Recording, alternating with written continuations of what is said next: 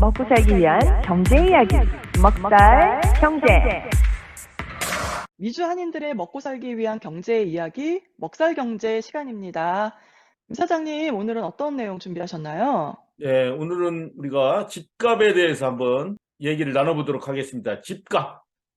자, 이제 인플레이션이 조금씩 이제 줄어들고 있다고 하는 그런 소식을 많이 전해드렸는데, 그럼 집값도 떨어지나? 이렇게 생각해야 되지 않습니까? 네, 그런데 이제 기대하는데. 어제 2023년 7월 미국의 주택 가격 동향 보고서가 나왔어요. 보고서를 네. 낸 곳은 S&P CoreLogic Case Shiller US National Home Price Index라고 뭐 아주 긴 이름인데, 하여튼 이 조사 기관에서 이 발표를 어제 한 게 이제 뭐 여러 언론에 많이 보도가 됐는데, 집값은 안 떨어졌어요. 아, 그래요? 네, 2023년 7월 미국의 집값은 사상 최고입니다. 예, 아우, 최고예요. 예, 웬일이에요? 뭐 우리가 아유, 지난번에 뭐 어쩌고 저쩌고 뭐 금리 뭐 인상되고 하면서 이제 모기지가 7%씩이나 되거든요. 이제 30년 상환 고정금리로 아, 해가지고, 그럼 굉장히 이제 금리가 높아지니까 돈을 빌리면은 이자가 높잖아요. 그럼 이자 부담 이런 게 그렇죠. 있으니까 이제 집 살 사람이 좀 적어서 이제 집값이 떨어지겠다 이렇게 생각했지만, 모기지 금리도 오르고 집값도 계속 오르는 기현상이 일어나고 있는 거예요. 아, 그래서 그렇구나. 2023년 7월 미국의 집값은 2022년 7월보다 1%나 올랐습니다. 많이 오른 거죠. 아, 예, 30만 불 떨어지진 않네요. 떨어지지 않죠. 30만 불이던 집이 이제 30만 3천 불이 된 거죠, 이제. 또 임대, 렌트 구하는 사람도 굉장히 많아요, 지금. 그 동네는 어때요? 그렇겠죠. 여기도 뭐 집이 모자란다, 뭐 렌트비 비싸다 이런 얘기 계속 들려오고요. 또 인구 유입이 굉장히 많잖아요, 지금. 그러다 보니까 집이 계속 모자란다는 얘기 듣고 있어요. 그리고 렌트를 얻기도 쉽지 않아요, 지금. 아, 맞아요. 아, 하여튼 파는 사람은 최고값의 맛을 봤기 때문에 그 밑으로는 안 팔려고 한대요, 지금 경향이. 그럴 수도 있을 것 내 집값이 같아요. 여긴데 여기서 더 밑으로 팔 수는 없어. 지금 맞아, 이런 맞아. 상황이에요, 지금. 그런 그래서 심리도 있을 것 같아. 자, 집값은 오르고 렌트 값도 오르고 렌트를 할 집도 별로 없고, 예, 그래서 이제 주택 문제가 이렇게 참 많고, 아리조나 같은 경우는 옛날부터 뭐 말씀 많이 하셨잖아요. 주택값도 미 전국 평균보다 훨씬 높고 미 전국에서 1등, 2등 할 정도로 집값이 많이 오르고, 집 부족 사태도 굉장히 심각하고, 렌트 얻기도 힘든 걸로 따져서 미국에서 뭐 상위권이라고 그러셨잖아요. 예. 네. 자, 이럴 때 집에다가, 자기 땅에다가 집 한 채 조그맣게 이쁘게 하나 더 지으면 얼마나 좋을까요? 그렇게 할 수 그러니까 있다면. 맞아. 네네. 예. 그런데 그게 쉬운 거 아니에요. 저도 지금 살고 있는 집이 이 시골이기 때문에 원 에이커고 집인데, 마당 한때 넓으시잖아. 예, 손님이 오면은 조금 편하게 묵을 수 있도록. 그리고 저는 집이 단층이고 너무 그야말로 뷰가 없어요. 뭐 뒤에 숲밖에 없는데, 저는 좀 높은 데서 밑으로 딱 내려보는 뷰를 원해요. 그래서 음. 게스트 하우스 겸 약간 좀 다락방 비슷한 거 하나, 이 원 에이커니까 마당 한 네. 곳에 좀 만들어야지 하고 15년 전에 생각했었어요. 그래가지고 그래요? 제너럴 컨트랙트 불러가지고, 야, 이거 얼마면 되겠냐 해서 뭐 마당에다 꽂고, 그 사람이 그 제너럴 컨트랙터가 뭐 에스티메이션 얼마 들 거라고 얘기해 주기를 하고 나서 그냥 무산이 됐어요. 왜요? 왜냐하면 카운티에서 요 섭 디비전은 원 에이커당 한 건물, 주거 건물을 하나만 지을 수 있다 이거예요. 아. 예, 그리고 그럼 우리 법이 옆집 할아버지는 똑같은 원 에이커고 바로 옆집인데, 옆집 할아버지는 한국전을 참전하신 분이에요. 그래요? 예, 그래서 이제 저희가 처음에 이사 왔을 때 뭐 한국 얘기를 그렇게 많이 하고 하시다가 지금은 돌아가셨지만, 어. 그분도 자기 집 뒤에다가 집을 하나 지어서 박물관을 만들겠다고 집을 지었습니다. 음. 그래가지고 자기가 갖고 있던 총, 농기구 뭐 이런 거를 어떻게 막 박물관에다가 전시해 놓고 해놨어요. 그냥 조그맣게 집처럼. 네. 그런데 카운티에 와서 이거 허물으라고 그랬어요. 어머, 자, 이 허락을 안 받고 सब디비전은 하셨나 보다. 예, 한 에이커에 한 대지에 건물 하나만 지을 수 있다. 그리고 그 뒤에는 음, 허물지까지는 않지만 전기와 물은 들어가지 못하도록 하라. 이런 식으로 아, 조치를 내려버렸어요. 그냥 반쯤 눈을 감아준 거죠. 시골이니까.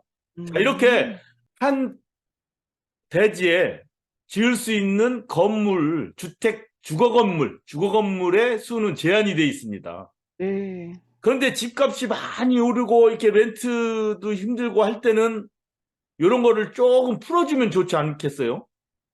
그러니까요. 야, 그런 거에 대해서 우리 테바님이 아리조나 상황에 대해서 좀 조사한 거 한번 얘기를 해주시기 바랍니다. 네, 그 별채에 있는 거 진짜 그 로망이거든요. 그리고 또 이렇게 지어놓으면 되게 이뻐요, 또. 그리고 또, 만약에 진짜 게스트하우스처럼 사용할 수도 있고, 내가 개인적으로 또 사용할 수도 있는 아주 유용하게 쓸 수가 있는데, 그러면 왜냐하면 집이 맨날 있으면 좀 지겨울 때 있잖아요. 근데 그런 맞아요. 별채 주거 공간이 하나 있으면 그냥 괜히 거기 가서 뭐 뒹굴뒹굴 하면 맞아요. 막 그야말로 요새 얘기하는 힐링도 되고 뭐 좀 그럼요. 마음의 여유가 생기죠. 제일 좋은 거는. 네, 그래서 저도 예전에 그런 집을 우연히 봤는데, 큰 마당 뒤에 그 조그마한 집을 지어서 거기서 그렇게 하는 걸 보고 저 굉장히 부러웠거든요. 이런 거예요. 보이죠? 쬐끄맣죠, 야, 아주. 얼마나 이 나무 이쁘고. 통나무집 어릴 때 상상했던 그 동화 속의 집. 그쵸. 완전 로망이잖아요. 그렇죠. 게다가 그래서 이거는 저도, 또 나무를 떼고 연통까지 이렇게 있는 네네. 아, 이게 나 뒷마당에 있는 집이잖아요. 조그만 집. 근데 그렇죠. 저도 요런 거, 우리 나중에 이제 뒷마당에다 저런 거 짓고 싶다. 이런 로망이 있었는데, 글쎄, 예. 이런 별채 내 집 뒷마당이라고 해서 함부로 지울 수가 없습니다. 제가 조금 아까 요것도, 말씀드린 그런 이유죠. 예. 그쵸. 여기 아까 보이는 요 집도 뭐, 조그마한 박물관 해도 될 만한 아주 이쁜 집이죠. 예. 근데, 음, 주마다 이 뒷마당 별채 건축법이 있다고 합니다. 저도 공사가 이해가 있다면 가는 게 왜냐면 아, 네. 우리 시골 같은 경우는 한 에이커에 주거 건물 하나 짓는 것이 그냥 괜히 사람을 뭐 못 살게 굴기 위해서 그런 게 아니라 사실 그렇게 해야 조금 마을 전경 전체가 좀 안정되게 보이잖아요. 집 그쵸. 하나씩 질서도 딱 있고. 땅에 질서도 있고 가지런하고 또 여유 있게 사는 것 같이 보이고. 근데 한 대지 안에다가 막 건물이 막 두 개, 세 개씩 붙어 있으면 그건 뭐 그야말로 판잣집이죠. 뭐 그렇게 되면은. 아마 그렇죠. 그런 거 미관상이라든가 건강, 자연환경 이런 걸 고려해서 아마 그런 법이 있었을 거예요. 네, 예전부터. 맞아요. 예. 아리조나에도 이번에 별채 건축 관련 법이 통과되었다고 합니다. 자, 일단 별채를 영어로 뭐라고 하죠? 별채를 그 부속 주거 시설이라고 하는데 Accessory Dwelling Unit이라고 해요. 그래서 줄여서 액세스, ADU. 예, 액세서리 드웰링 유닛. 그러니까 주거 예. 건물입니다. 왜냐하면 차고나 창고 이런 거는 주거 건물이 아니라 이런 건 사실 규제가 거의 없어요. 왜냐하면 뭐 잔디 깎는 기계 같은 거 넣어놓고 막 하기 위해서 지붕 올리고 창고처럼. 하는 것들은 다 할 수 있죠. 근데 문제는 주거 건물이라 하면 뭐예요? 물이 들어가고 수도가 전기. 들어가고 예, 네. 뭐가 전기가 들어가고 하는 그런 거죠. 그다음에 주방이 있어서 뭐 요리를 해 먹을 수 있는 바로 그런 주거 공간입니다. 지금 그것에 대해서 그렇죠. 규제가 있고 그것에 대한 규제가 지금 변화되고 있다. 지금 그거 말씀하시는 겁니다. 네. 그러니까 아까 사진에서 보신 것처럼 그 주거용 우리가 일반적으로 쓰는 주거용 주택이 아닌 말 그대로 아주 작은 별채예요. 또 그 내부 한번 보실래요? 진짜 말씀하신 것처럼? 어휴, 내부가 이래요. 네. 네, 쬐끄만 그 집에. 이건 뭐 그냥 호화찬란한 집 내부네요. 이렇게 되면. 네, 예, 아까 겉에서 냉난방 본, 시설 다 있고. 예. 예. 바로 근데 이게 이런, 예, 여기서 그냥 평생 살아도 좋을 텐데 이게 집 마당 안에 그냥 따로 또 하나 있는 그런 별채 건물이다 생각하면 얼마나 이 마음에 여유가 생기겠습니까? 맞아요. 너무 이쁘고요, 또. 예.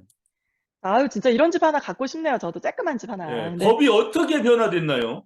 네. 그래서 아리조나주 피닉스시는 개인주택 마당에 이렇게 별채를 지을 수 있도록 허용하는 새 조례가 이번 달 9월 6일 8대1로 통과되었다고 합니다. 음, 집안에 이 별채가 있으면은 어떤 점이 좋을까요, 김 사장님? 가장 좋은 점은 본체라고 합시다. 본체 예를 들어 네. 무슨 문제가 생겼을 때 뭐 하수구가 막혔다거나 뭐 뭐가 부서졌다거나 냉난방이 안 된다거나 하나가 별채가 따로 있으면 그 위기 시에 생활에 불편을 안 겪고 위기를 잘 극복할 수가 있죠. 두 번째는 아까 제가 얘기한 대로 마음의 여유가 생기죠. 그 다음에 네. 그 별채에는 막 자기가 꿈꿔왔던 그런 모든 것을 설치할 수도 있고 그런 식으로. 또 가장 중요한 것은 만약에 이 별채를 내가 쓰지 않고 렌트를 줄 수도 있지 않습니까? 그러면은 이 주택 문제, 아까 얘기한 그 주택 가격이 너무나 많이 오르고 렌트비도 오르고 렌트할 집도 없고 할 때 이 별채들을 렌트를 만약에 사용할 수 있다면 다 그렇진 않지만 진짜 마당이 커가지고 본체와 별채가 나름대로 어느 정도 분리된 공간에 있고 할 때는 이런 별채들을 짓게 해서 주거 문제를, 주택 문제를 해결할 수도 있겠죠. 저는 그렇게 생각이 맞아요. 되네요. 몇 네, 가지. 맞아요. 좋은 점이 많죠.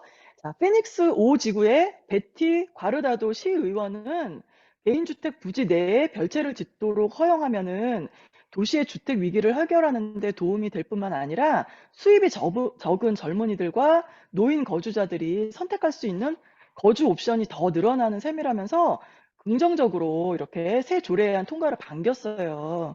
근데 하지만은 또 반대 의견도 있습니다. 일부에서는 ADU 건축 허용이 주민들의 실질적인 주거난을 해결하기보다는 단기 임대업자들 사업 기회로만 악용되지 않을까 하는 뭐 이런 우려가 있기도 한데요. 야, 그럼 아리조나에서는 이렇게 별채를 지을 때 어떤 제한 조건 또는 규정이 있나요? 네, 있습니다. 6가지가 있는데요.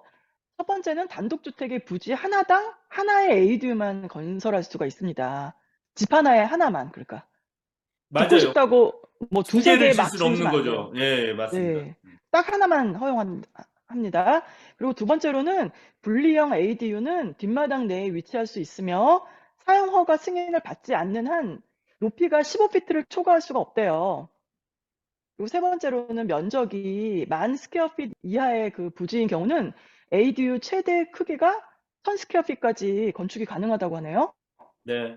그리고 네 번째는 면적이 10,000스퀘어핏을 초과하는 경우의 부지일 경우에는 ADU 최대 크기가 3,000스퀘어핏 또는 순 부지 면적의 10%중 더 작은 크기까지 건설이 가능하지만 어떤 경우에도 ADU 주 주거지 면적의 75%를 초과할 수가 없다고 합니다. 땅이 이렇게 크니까 이렇게 또 큰 별채를 지을 수가 있네요. 예, 또 별채를 짓는 사람은 상당수가 또 2층을 짓고 싶어 하는 사람도 많거든요.